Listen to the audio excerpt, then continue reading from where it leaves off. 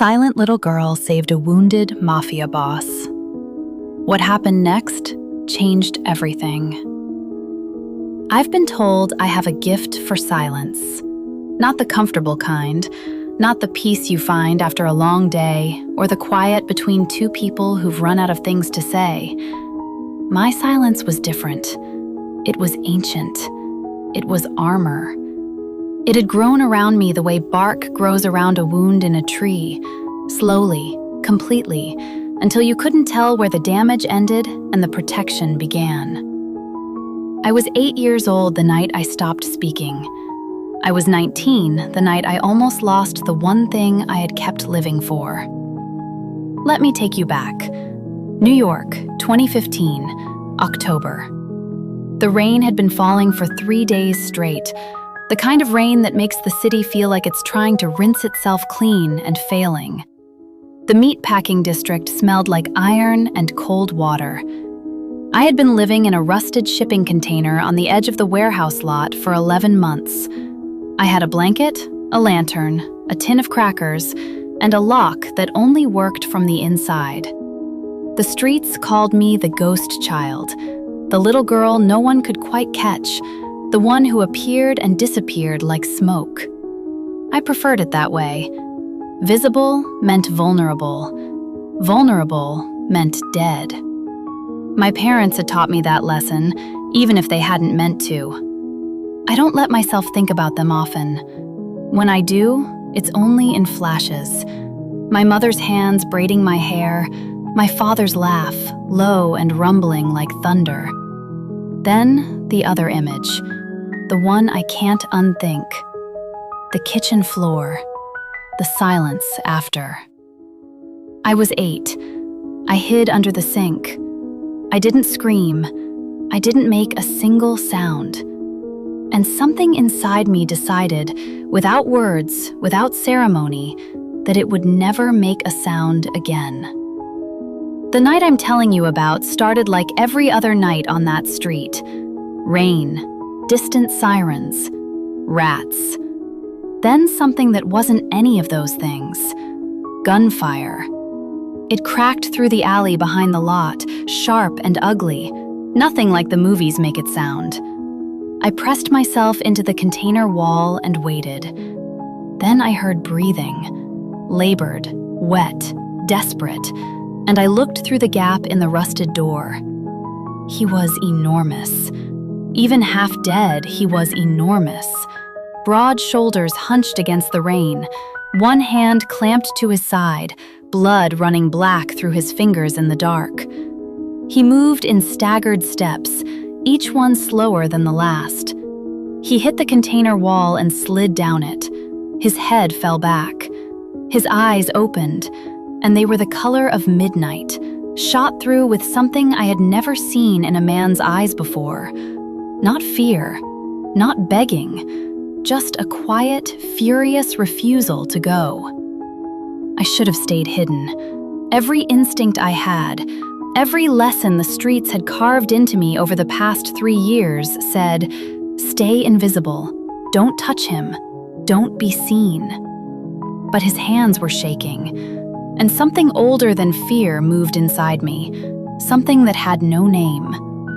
I pushed the door open. He looked at me. I looked at him. 8 years old against the most feared man in New York, and neither of us flinched. I knelt down. I pressed my hands against the worst of the wounds, the one low on his left side that was pumping in a rhythm I didn't like, and I pushed. He made a sound through his teeth. I didn't stop. I tore the hem of my dress. I tied it tight. He was talking, delirious, soft, words blurring into each other, but I didn't answer. I never answered. I just worked. Between his labored breaths and the drumming rain, I dragged him. An 8-year-old and a dying dawn, inch by inch into the container. I lit the lantern. I did what I could. I sat cross-legged beside him in the dark, and I watched his chest rise and fall. Rise, fall, rise. He didn't die that night. He didn't die the night after. On the third night, I rigged a strip of cloth to a rusted pole and let it flutter in the wind where his men would see it, where the signal would reach them. And then I sat back down beside him and waited. They came at dawn. Armed men in black, pouring into the lot like a tide. They found their dawn alive and breathing in a shipping container, wrapped in a child's torn hem, watched over by a silent little girl with blood dried under her fingernails and nothing in her expression that even resembled fear. One of them reached for me. Don Lizardo Montesi, barely conscious, barely alive, caught the man's wrist without opening his eyes. "She stays." 2 words, rasped into the cold dawn air. And that was that. I'm telling you this so you understand what was between us before anything else was. Before the marble hallways. Before the tutors and the language lessons and the evening gowns. Before the gala. Before the gun in my hand and the word finally on my tongue after 11 years of silence. He owed me his life. I owed him mine. In the Montesi world, that kind of debt doesn't dissolve. It transforms. It becomes something far more dangerous. If the darkness already has you, hit subscribe. Stay in the shadows with us. The estate sat on 30 acres above the Hudson River, all stone and iron and old European arrogance.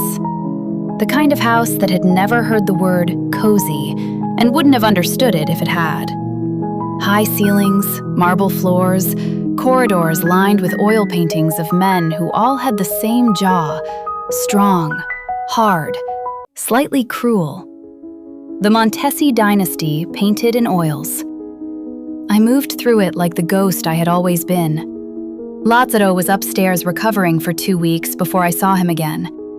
In that time, his housekeeper, Rosa Drago, a small iron woman with silver hair and eyes that saw through walls, took charge of me. She bathed me. She fed me. She didn't ask me to speak. She didn't explain things twice. She simply moved through her routines and let me fall into them. And something about that steadiness made the knot in my chest loosen, just slightly. The house had rules.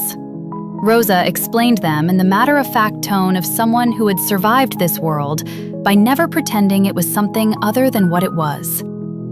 The East Wing is off-limits unless invited. The kitchen is yours between 6 and 10. You don't answer the door. You don't answer the phone. You don't open the gate. You understand me, little one? I looked at her.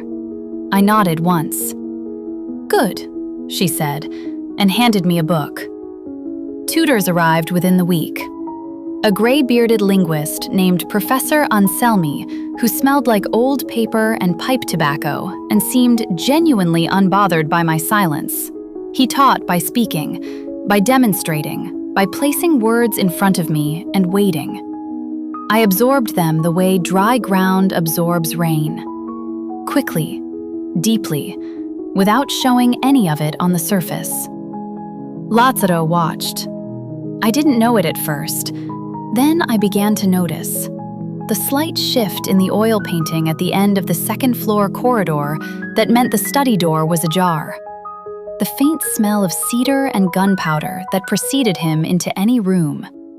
The way Rosa's posture changed by a single degree when he was nearby, as though she was always slightly more alert in his orbit.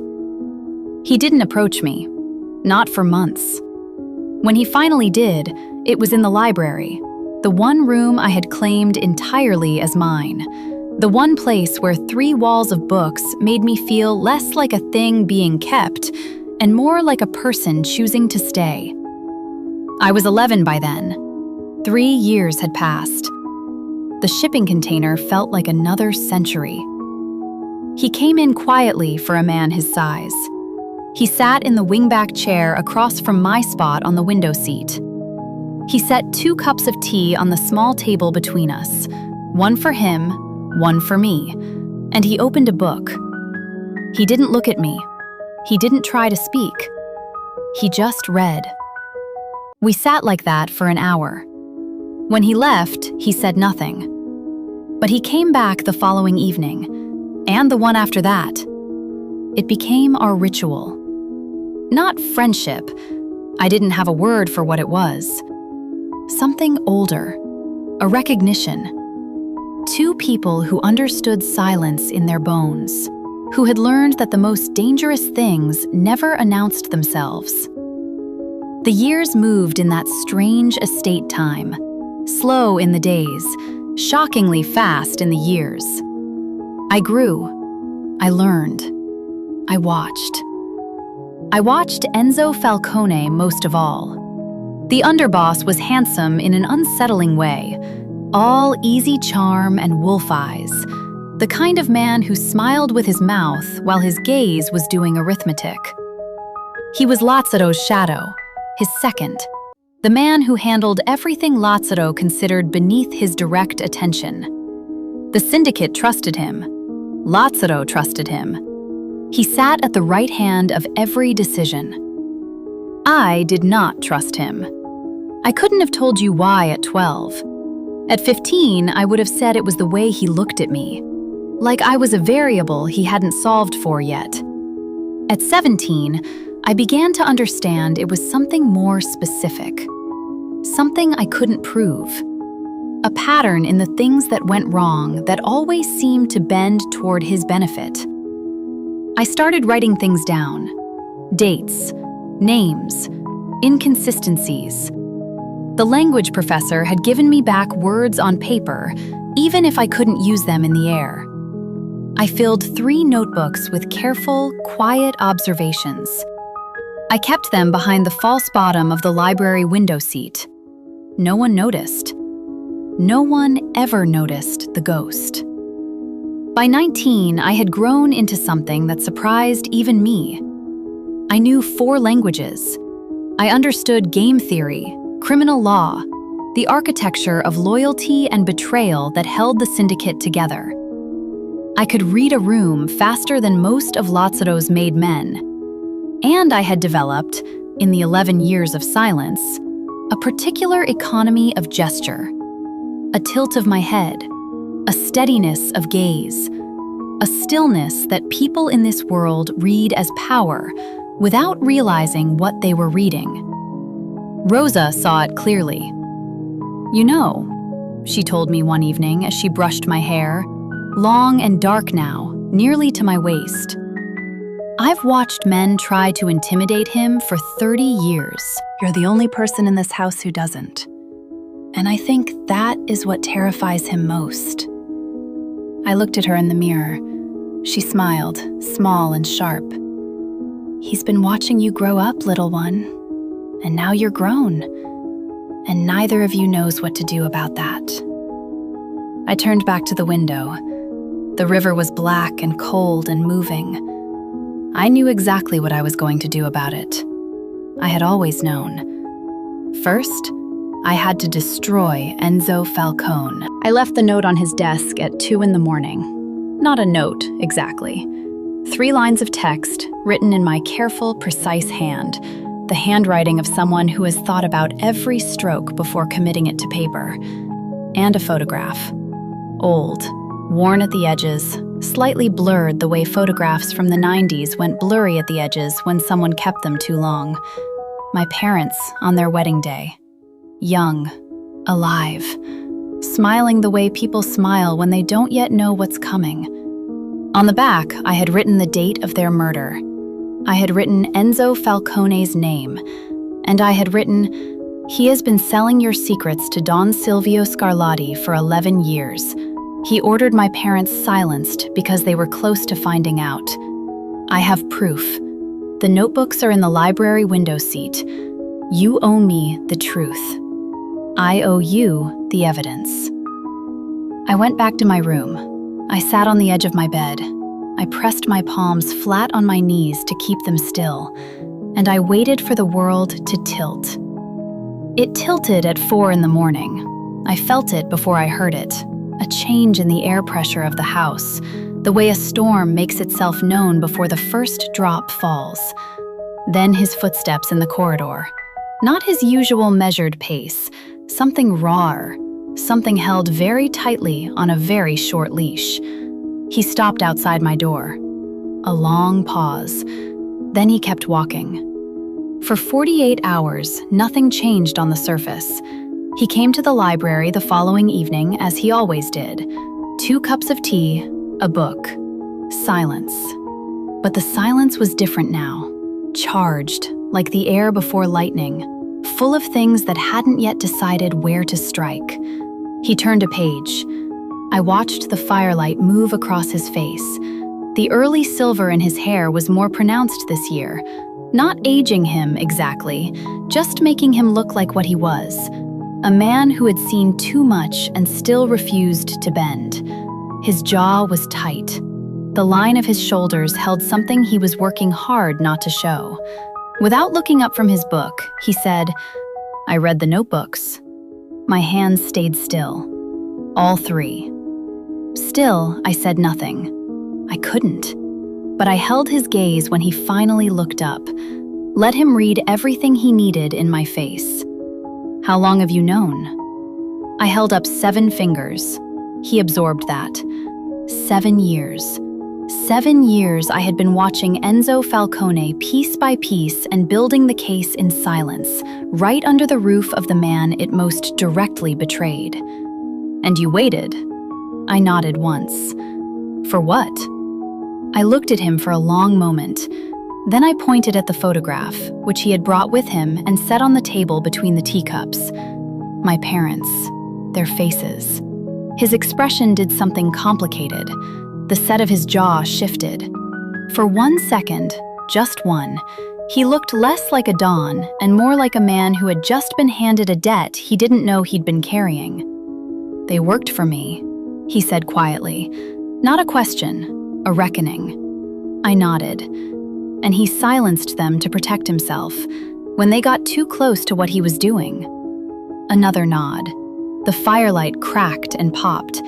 He set the book down with controlled care, the way he always handled things he was feeling too much about. He leaned forward, elbows on knees, eyes on mine. And for a moment, the weight of the entire Montesi syndicate, 11 years of secrets, the blood of 2 people on a kitchen floor, all of it compressed into the space between us like something physical. "I'm going to need a few days," he said. "I need to confirm everything without Enzo knowing I'm looking. Can you trust me with that?" It was the first time he'd ever asked me for something instead of simply providing it. I picked up my tea, took a sip, set it down. Then I gave him the smallest nod I had, the one that meant, "I have trusted you since I was 8 years old in the rain. Don't you know that by now?" He looked at me for a long time after that. Something moved through his expression, something I refused to name, not yet. Not in the library. Not with my parents' photograph between us and Enzo Falcone still walking the halls of the estate like he owned them. Not yet. Viewer question. Vespera kept this secret for 7 years before acting. Would you have waited that long? Or moved sooner? Tell me what you'd have done. Drop your answer in the comments below. The Montesi Gala was an annual event, a tradition so old it had calcified into ritual. First Saturday of November, the estate thrown open to every family of consequence in the city. Enemies and allies dressed identically in black tie, champagne served by white-gloved hands, crystal chandeliers throwing light across faces that smiled and calculated in equal measure. Lazzaro hated it. I had observed this for years without fully understanding it. He was built for war, not theater. The gala required theater, the performance of strength without the exercise of it, the maintenance of alliances through conversation rather than action. He endured it like a man enduring surgery. Necessary, unpleasant, executed with controlled stillness. This year, he came to my door at 7 in the evening. He had never come to my door before. I answered it. He stood in the corridor in black tie, jacket, no tie, collar open, one button, the silver in his hair catching the hall light. He held something in his hands, A long, flat box, the kind jewelry comes in. "You're attending tonight." Not a question, but the way his jaw moved around it, slightly careful, slightly uncertain, made it feel less like an order than it was trying to sound. I raised my eyebrows. "Don Silvio Scarlatti will be there. I want him to see you. I want him to wonder." He opened the box. A necklace, a single dark ruby on a chain of white gold, elegant and precisely dangerous looking, like everything in his world. "You've been invisible in this house for 11 years. Tonight, I'm putting you where they can see you. Will you trust me?" I looked at the necklace. I looked at him. I stepped back from the door and left it open. He understood. He came in and set the box on my dresser and left without another word. I came downstairs at 8. I wore black, deep, severe, perfectly cut. The ruby at my throat. My hair up, one pin that Rosa had insisted on. Heels that made me nearly 6 feet tall. The room shifted when I walked in. I felt it, the slight recalibration.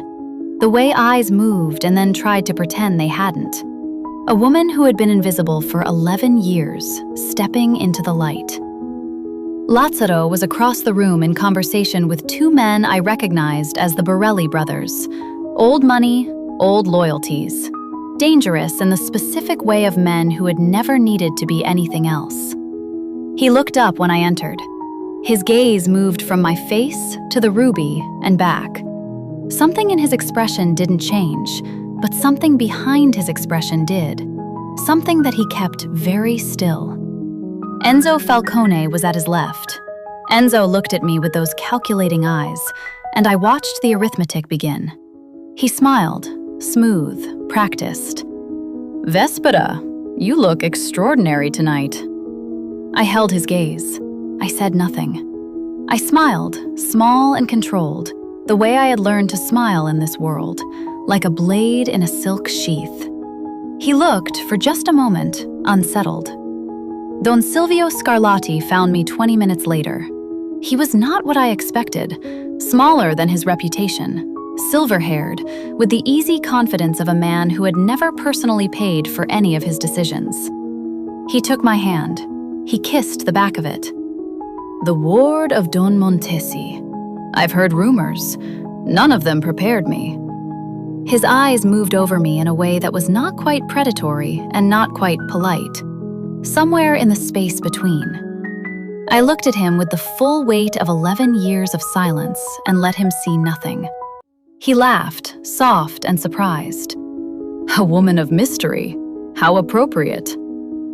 Later, much later, after the champagne and the false laughter and the careful positioning, after Lazzaro had quietly confirmed 2 more pieces of Enzo's betrayal through a conversation he'd engineered with one of the Borelli men, Lazzaro found me on the terrace, just the 2 of us for the first time all night, the city below us blazing and distant. He stood beside me, not touching, close enough that I could feel the heat of him through the cold autumn air. "Scarlatti was watching you all night." I glanced at him sideways. "Good," he said quietly. "Let him wonder what you are to me." I turned to look at him fully then. He kept his eyes on the city, but the muscle in his jaw was working in the way it did when he was holding something back. Enzo made contact with one of Scarlatti's men tonight. I watched them. They were careful, but not careful enough. He knows I know something is coming. He'll move before I do if I don't move first. He finally turned to look at me. "It's going to get dangerous. More dangerous than it's been. I need you to stay in the East Wing tomorrow night until I send Rosa for you." I wanted to tell him, I am not the girl who hides in the shipping container anymore. But I had no voice for that, and he didn't yet understand it. So I simply looked at him and let him read what he was ready to read. He looked back, and for the first time I watched him struggle not to reach for me. He turned away first. I had always been the better one at silence. The next night came in like a wave breaking. Not slowly, not with warning, One moment the estate was still, formal, chandeliered, full of the careful sounds of a gala still in full performance, and then the windows shattered and the world came apart. I was at the top of the East Wing staircase when the first shot cracked through the garden. Not because I had been told to stay in the East Wing, because from the East Wing staircase I could see the entire main floor. I could see everything. Scarlatti's men came through the garden like a tide. 3 from the south gate, 4 from the east wall, 2 more through the greenhouse that connected to the kitchen corridor. They were fast and professional, and they were everywhere at once. The gala dissolved into screaming, crystal hitting marble, tables overturning. The Borelli brothers going for the weapons at their ankles. Lazzaro's men pouring in from the perimeter. They had clearly been expecting something, positioned for it, but not quite enough of them and not quite prepared for this many. I watched Lazzaro from above. He fought the way I had always suspected he fought, with a terrifying economy of motion, no flourish, no hesitation, just the most direct line from problem to solution. He took down 2 men in the first 30 seconds. A graze caught his upper arm. He registered it the way you register a splinter, with a brief narrowing of the eyes, and kept moving. Then the 3rd man rose. From behind a toppled banquet table, while Lazzaro's attention was on the man in front of him, while his back was turned, while nobody else was positioned to reach him in time. A silenced pistol, aimed at the base of his skull. I was already moving. I had found the fallen gun 3 seconds before. I had been watching for exactly this. I had spent 11 years watching for exactly this. And I was on the stairs, and the shot was there, and the man's finger was tightening. I fired once. Clean, precise, center mass. The man dropped. The sound, even silenced, even across the chaos of the room, reached Lazzaro. He spun, our eyes locked, across the smoke, across the blood and the broken crystal and the ringing aftermath of everything. Across 11 years of a particular silence that had been slowly, inevitably becoming something else. It detonated. That's the only word I have for it. Not a slow realization, not a gradual softening. A detonation. The moment when 2 people who have been circling each other for years finally run out of distance. He crossed the room in 6 strides. His hand closed around my wrist. Not hard, not possessive, the way you catch something precious that's about to fall. He pulled me into the alcove beside the east corridor. Close. Too close. The chaos still raging 10 feet away, and in here just the 2 of us and the sound of both our breathing and the smell of smoke and cedar and blood. His hand moved from my wrist to my face, just his thumb, against my lower jaw. The most careful thing he had ever done in a life that was not built for carefulness. This. His voice, raw, stripped of the control he wore like a second skin, scraped down to something underneath it. You were never just the girl who saved me. I looked up at him. 11 years of everything I had never said. The shipping container and the lantern and the long evenings in the library and the teacups and the way I had memorized the exact sound of his footsteps on every floor of this house and the 3 notebooks in the window seat and my parents' photograph and 7 years of patient, furious, loving, terrified watching. He kissed me.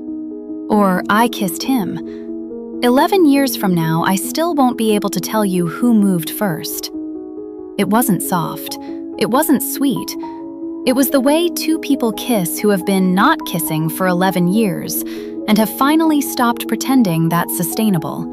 Desperate and deep, and his fingers in my hair and my hands in his bloodied shirt, and the world absolutely on fire outside the alcove, and neither of us moving to leave it. He pulled back first. Just far enough, his forehead against mine, both of us breathing hard. We have to end this tonight, he said. And I understood he meant Enzo, and Scarlatti, and the war. But his hands were still in my hair.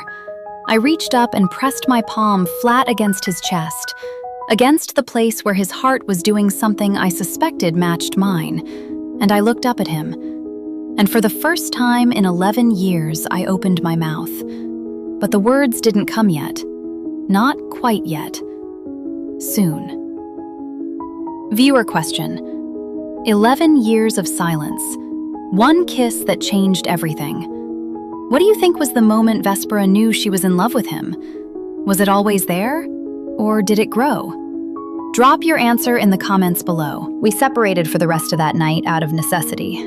The gala had dissolved. The estate was in secured lockdown. Lazzaro's men sweeping every corridor. Scarlatti's soldiers either dead or fled. Rosa had the surviving guests moving toward the secure car bay. The Borelli brothers, two of Lazzaro's consiglieri, and a man I recognized as a federal contact, were in the main study with the doors shut. Enzo Falcone was nowhere. I noticed this the way you notice a missing tooth with your tongue. The absence more alarming than any presence. I caught Lazzaro's eye across the main hall.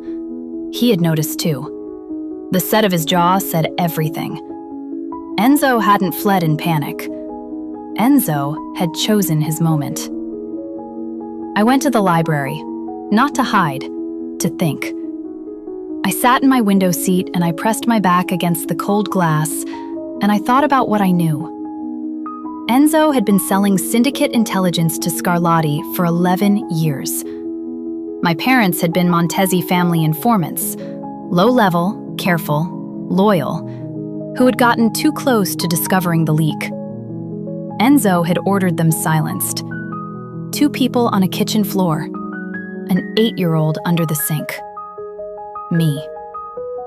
I thought about the clean line of it, how Enzo had always been watching me in this house, not with malice exactly, but with that calculating patience, as though I was a variable he kept accounting for. And then I remembered something Professor Anselmi had said to me 6 years ago, in the middle of a lesson on Renaissance family politics. Offhand, barely relevant. Something about the Neroni bloodline. I went cold. I was at the shelf before I finished the thought. Anselmi had left me an annotated history of the old Italian-American families, the ones who predated the modern families, whose blood and money and land rights ran back 100 years on the eastern seaboard. I had read it twice and set it aside. Now I opened it to the Neroni entry. My hands weren't quite steady. The Neroni family, established 1891, real estate holdings across Lower Manhattan, the Port Newark territory, and the entirety of the old Fulton Fish Market district, held in trust under a family bloodline clause that required a living Neroni heir to transfer or liquidate. A living Neroni heir. Me. I sat with that for a long moment. Then Lazzaro was in the doorway. He looked at the book in my hands. He looked at my face. He came in and sat across from me, not the wingback chair tonight, the ottoman, close enough that our knees nearly touched. And he leaned forward with his elbows on his thighs, the way he sat when he was about to be honest. I need to tell you something I should have told you years ago. I held his gaze. Your parents. I didn't just know them as informants. Your father came to me when you were 5. He had documents, land deeds, trust instruments, a full chain of title going back to your great-grandfather, the Neroni territory. He wanted protection, for the family, for the assets. I gave it. I gave him my word. He stopped. The words sat in the air. 4 months later, he was dead. And I didn't... He stopped again. Something in his jaw. I didn't connect it to the leak until your notebooks. I should have. I didn't. And you lived in a shipping container for 3 years because of what I missed. I looked at him for a long time. This was the thing about Lazzaro Montesi that the world did not understand about him. He was capable of guilt. Real guilt. Not the performance of it, not the deflection into revenge, but the quiet, crushing weight of genuine accountability. He sat in it now and didn't try to move. I reached out. I pressed my hand against the side of his face. He went very still. I had never touched him voluntarily before. Not since the rain. Not since 8 years old and the torn hem of my dress. He closed his eyes. "The territory is yours," he said quietly. "It was always yours. I've been holding it in trust since the night I understood who you were, what you were owed." I took my hand back. I held his gaze. There was something else. I could see it in him, a hesitation he almost never permitted himself. "Enzo," he said, "has known what you're worth since before the shipping container. He knew who you were when I brought you home. He's been waiting, for years, to use you as leverage. Your bloodline gives anyone who controls you legal access to the Neroni territory under the old trust agreement. You walking into that gala tonight was the last confirmation he needed. He knows He stopped. He looked at me very carefully. He knows I won't hand you over. So he's going to take you." I looked back at him with the full force of everything I was, and everything I had survived, and everything I was absolutely prepared to do. I held up 2 fingers. Then I pointed at myself. Then I pointed at him. 2 of us. Together. He read it. Nodded once. Slow. Certain. "Together," he confirmed. He stood. He took my hand when he helped me from the window seat and held it 1 second longer than was strictly necessary. Then he let it go. The night was not over. It was barely beginning. Rosa came to the library doorway at 11. She didn't say anything. She didn't need to. Her face said it. The compressed line of her mouth, the way she held herself as though bracing for something she had already survived once tonight and was about to survive again. She held out a folded note. Lazzaro read it. I watched his expression go through 3 things in 2 seconds. Recognition, fury, and something that looked frighteningly like fear, before it locked back into nothing. He looked at me. "Enzo has the East Dock. He's making his move to Scarlatti." He turned the note around so I could see. 3 words in Enzo's handwriting at the bottom, below the meeting coordinates and the demand for Lazzaro to come alone. "Bring the girl." I read it twice. I set the paper down on the library table. I looked at Lazzaro, at the line of his shoulders, the jaw that was doing something complicated, the hands that had stilled into the absolute precision of a man deciding something. He looked back at me. "I won't use you as bait," he said, flat, certain, not negotiating with himself, telling me. I picked up the pen from the library table. I turned the note over. I wrote 4 words and slid the paper back to him. He read, "You can't stop me." He stared at that for a long moment. Then something in his expression did something rare. It softened briefly, the way iron softens when it's held in fire long enough. "No," he said quietly. "I don't suppose I can." The docks at midnight were everything the warehouse district had always been. Wet iron and black water and the smell of cold commerce, the city's working guts exposed to the dark. I knew these docks.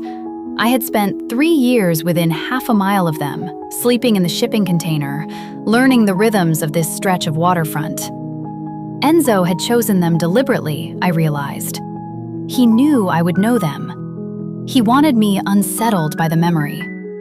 He miscalculated. The memory didn't unsettle me. It clarified me. Lazzaro's men fanned out ahead of us, a careful sweep, disciplined, 12 men moving in pairs. Lazzaro walked beside me, not in front, not behind. Beside. Enzo was waiting on the central dock with 4 of Scarlatti's soldiers at his back and 2 of his own men flanking him. He looked, and this was what I had always feared about Enzo, completely calm. The calm of a man who has had the alternative to winning already arranged. Lazzaro. His voice carried across the water. You came alone. I'm almost impressed. I came with her, Lazzaro said. Simple. Enzo's eyes moved to me.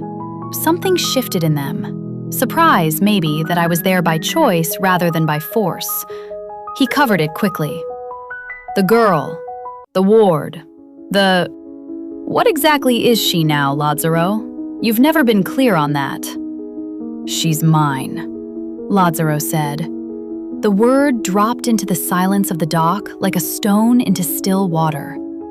Simple. Absolute.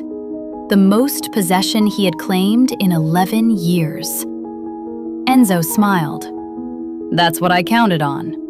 That's why I'm going to walk away from here with her. And you're going to let me.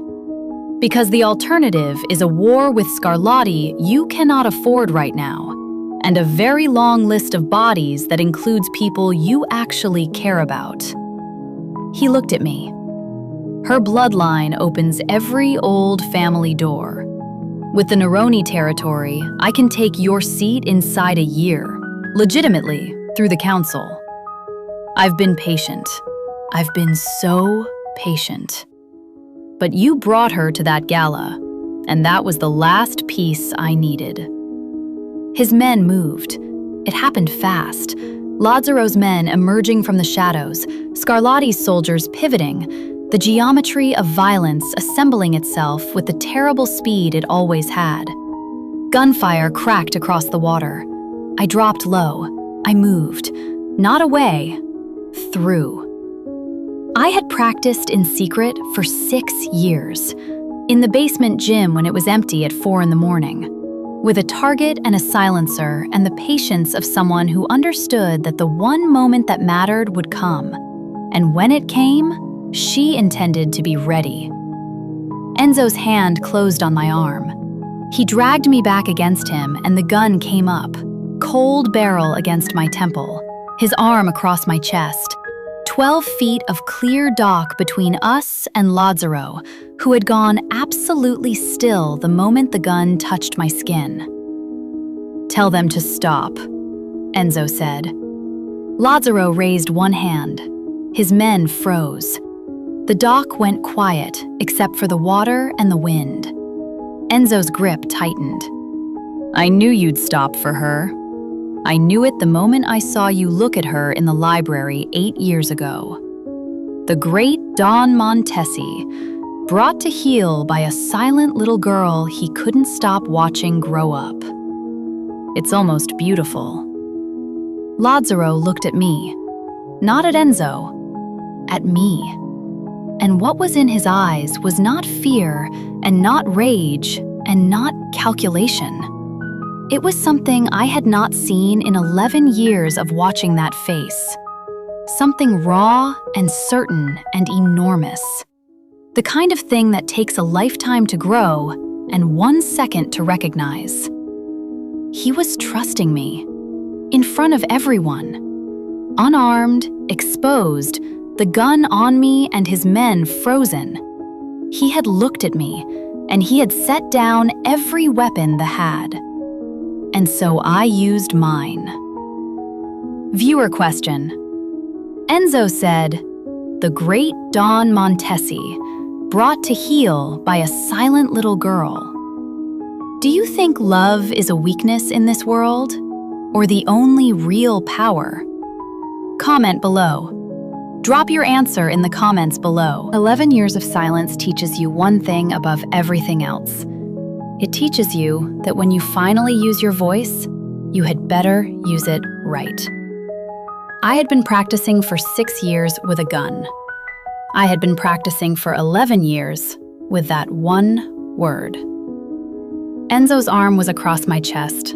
The gun was at my temple. His attention, the full, calculating weight of it, was on Lazzaro. He had looked at me for years and seen the ward, the silent girl, the variable he hadn't solved for yet. He had never looked at me and seen what I actually was. My right hand was hanging loose at my side, fingers curved. The movement was small, 3 inches, no more, a natural shift of weight from my right hip forward. The kind of thing a frightened woman does when she's about to comply. I was not complying. I looked across the dock at Lazzaro, at those midnight eyes that had been watching me for 11 years. At the man who had carried my parents' debt and his own guilt and the weight of wanting something he had decided he had no right to want.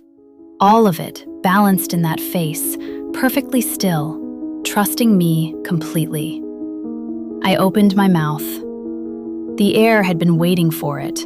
11 years of it had been waiting. Lazzaro. My voice, rusty, low.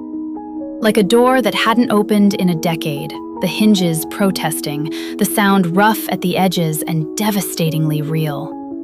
My voice, in the cold midnight air of the docks, spoken for the first time since I was 8 years old and the world ended in a kitchen. I choose you. 2 words. The same 2 words he had said in the rain, delirious and dying. She stays. He heard them. I saw it land in him, the way a sound lands in someone when it reaches past the ears into something deeper. His whole body changed by a single degree. Enzo felt the shift in me. His grip tightened, but a half second too late. I had dropped my elbow. I had turned at the hip. The gun barrel caught my cheekbone as it swung, but I was already inside his arm, already driving up and back, the move clean and efficient and invisible until it was done. His grip broke. The gun came loose. My elbow found his solar plexus. He folded. I caught the gun. Lazzaro's men moved the moment Enzo dropped. The dock erupted again, fast, controlled, the precision of people who had been waiting for exactly this signal. Scarlatti's soldiers found themselves outnumbered and outpositioned. The ones who had been circling from the North Pier met the 4 of Lazzaro's men who had been waiting there since before we arrived. Enzo scrambled upright. He was reaching for the backup at his ankle. I pointed the gun at him. He froze. For the first time in 11 years of watching me with those calculating eyes, Enzo Falcone looked at Vespera Neroni and saw her completely. The ghost child, grown. Lazzaro was beside me in 4 strides. He didn't take the gun. He stood at my shoulder, close, present, his hand briefly at the small of my back, and he looked at his underboss with an expression that was very quiet and very final. 11 years, Lazzaro said. You were in my house for 11 years. Lazzaro, don't. 1 word. The room, the dock, the water, the cold night went completely still. Her parents, 2 people under my protection, a child in a shipping container for 3 years. And you sat at my right hand the entire time. Enzo's jaw worked. He looked at me. She's worth more than she is not a thing to be worth, Lazzaro said. And in his voice was something that went beyond rage, beyond justice, beyond even grief. A bedrock certainty, old and absolute. Take him, he said to his men. They took him. Don Silvio Scarlatti arrived on the north end of the dock at 12:40, late, flanked by 8 soldiers, having waited for the signal from Enzo that never came. He found himself instead facing the full Montesi force, Enzo already secured, and 2 people standing in the center of the dock who looked nothing like captives. Scarlatti was a man who had always known when a play had failed. He had the self-preservation instinct of someone who had outlived too many rivals to mistake the geometry of this moment. He raised both hands. "Don Montesi, let's be reasonable men." "I'm done being reasonable tonight," Lazzaro said. Scarlatti's eyes moved to me. Old calculation, new variable. He was trying to find a lever. He found none. I raised the gun. "I want you to understand, I am not a violent person. Violence had been done to me and to the people I loved, and I had spent 11 years carefully, quietly ensuring that when the moment came, I would have the skill and the steadiness to answer it. But I have never confused the ability to act with the desire to." Scarlatti looked at the gun. He looked at my face, at my eyes, which were completely calm. He understood something then. I saw it happen. He understood that the silent little girl who had saved a dying mafia boss 11 years ago had grown into something that could not be leveraged or purchased or threatened. Something that simply was what it was, completely and without apology. I kept the gun steady. Scarlatti made his choice. The shot I fired ended the war. 1 bullet, the same precision I had built in the empty basement gym over 6 years, in the cold, before anyone woke up. Scarlatti went down. His men stood very still for 3 seconds. The specific stillness of people doing rapid arithmetic about survival. And then they put their weapons on the ground. It was over.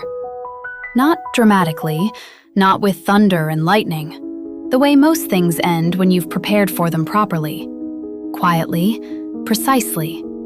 And then with a silence that is different from all the silences that came before. The dock was cold. The water moved. Lazzaro's men moved through the space with practiced efficiency. I stood with the gun at my side, and I watched the Hudson River, and I breathed. In, out. He came to stand beside me. We looked at the water together for a long moment. Then he said my name again. Vesperta. And this time it wasn't raw or desperate or scraped from under the control he wore like armor. This time, it was simply my name, spoken the way you speak something you have always known and are finally not pretending otherwise. I turned to look at him. He was looking at me with an expression I had never seen on his face in 11 years of watching it. Something open. Something that had stopped defending itself. I need to say something to you that I should have said a long time ago. And I need you to let me say it. I waited. The night I woke up in this estate, 3 days after the shipping container, chest wrapped in bandages, convinced I was still hallucinating. The first thing I was told was that a child had saved me. A little girl, 8 years old. No name, no family, nobody who would claim her. His jaw worked. And I thought, I owe her my life. In my world, that's a debt. You carry it, you pay it, you're done. But I looked at you across the room, and you looked back at me with those eyes that had seen too much and weren't afraid of any of it. And I understood it was never going to be that simple. He stopped. I told myself it was gratitude. Then I told myself it was responsibility. Then I told myself it was... He stopped again, the muscle in his jaw. I am 35 years old. I have lied to every person I have ever needed anything from, because in my world, need is a weapon, and I could not afford to be disarmed. You are the only person I have never been able to lie to, not even to myself when it came to you. The water moved. The wind came off the river and lifted the edge of my hair. I know what you are to me. I have known for years. And I know that I spent 11 years telling myself I had no right to it, that you were 17 years younger, that you had once been the child who saved me, that wanting you was… Lazzaro. My voice, still rough at the edges, still new in the world after 11 years of quiet, but steady. He stopped. I looked at him. I thought about what I wanted to say. I had spent 11 years without words. I had an entire continent of them stored inside me, and this was the moment to choose exactly the right ones. So I chose them carefully, the way I chose everything. I was 8 years old, and I was not afraid of you. Not because I was brave, because I recognized you. I don't know how to explain that to someone who hasn't felt it. The way you know a person, bone deep, before you have any reason to. I knew you in the rain. I knew you in the library. I knew you every evening with the teacups and the silence, and the way you never once tried to fix what was broken in me. You just sat beside it. He was very still. You are the only thing in 11 years that has felt like home. And I am telling you this now because I am done being silent about the things that matter. He crossed the distance, both hands on my face, his forehead against mine, eyes closed. I love you, he said, quietly, into the cold air between us. I have loved you in every permissible and impermissible way for years, and I am done pretending that's something I can manage. I reached up. I covered his hands with mine. Then stop managing it, I said. He kissed me. Nothing like the alcove. That had been desperation and detonation. This was something else. This was the kiss of two people who have just survived the thing that was trying to kill them and have decided, definitively, what they are surviving toward. Slow. Certain. The kind of thing that doesn't need to be repeated because it already said everything. When we separated, I kept my hands over his on my face. The dock, the river, the city blazing beyond the dark water. The bodies of our enemies already being handled by people who were very good at it. The empire still standing. We standing inside it. In the weeks that followed, the Montesi syndicate absorbed the Neroni territory. Legitimately. Through the bloodline trust and every legal instrument Professor Anselmi had prepared without ever being told why. The Neroni name returned to the documents it had been absent from for 11 years. My name. The Borelli brothers moved to consolidate against Scarlatti's fractured organization. Lazzaro moved with them, careful, precise, unhurried. He was very good at this. He had always been very good at this. I sat in on every meeting, not as decoration, not as leverage, as a mind. As an observer with 11 years of pattern recognition and 4 languages and the particular advantage of being the person nobody had ever looked at directly. They looked at me directly now. Good. Let them. Rosa, on the first morning I came down to breakfast and spoke. Actually spoke. Good morning, the coffee is burning, I told her, my voice raw and new and absolutely present. Put down her dishcloth and pressed both hands flat on the counter and breathed very carefully for a moment. Then she said, I knew you had a voice. I always knew. I know you did, I told her. She poured me coffee. We stood in the kitchen in the morning light and didn't say anything else for a while, and it was the most comfortable silence I had experienced in years. The night it truly ended, truly the last piece of it, was a month after the docks. Lazzaro found me in the library at 2 in the morning, my spot, the window seat, the river black below. He sat across from me, 2 cups of tea, a book. Then he set the book down. "I want to ask you something."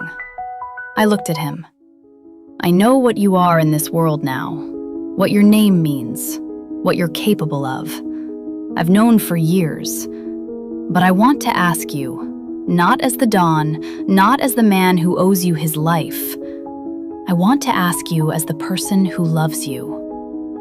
I held his gaze. "Is this the life you choose? Not the one you were delivered to, not the one you survived into.